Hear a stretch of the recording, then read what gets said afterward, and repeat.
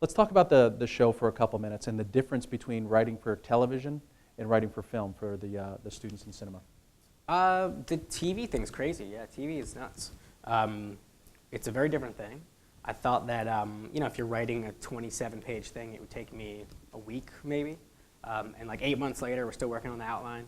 And there's a lot of cooks in that TV kitchen because they want to make sure it's broadcasting. Like, this is not a little Searchlight movie that only has to make back its budget. This is not going to be shown to anybody unless sort of there's something for everyone. And that's tricky. I think that's kind of an interesting thing because you never know if you're going to get a watered-down version or if you're going to get that sort of thing that you were hoping it would be. And the jury's still out. We finished shooting last night, and we're about to edit it all. And there's really good people involved, great cast. The director of Wedding Crashers and Imagine are the producers who are cool. And so we'll see. But you never really know because NBC has a lot of time to fill, actually, on their schedule. But they have a lot of pilots. They have a lot of competitive things. And there's a lot of people like Matthew Broderick's making one. So how did, they only have one block. Who's going to get it? How do you not give it to Ferris Bueller?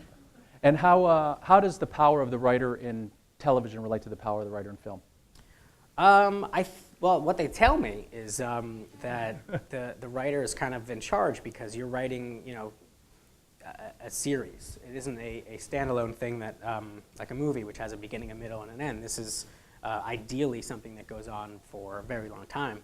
But we had an experience where we were all collaborating on the ideas, and so it's everybody's vision, and we didn't get like the we're in charge vibe this time, not at all. We were very much a team. So one of these days I'll be in charge.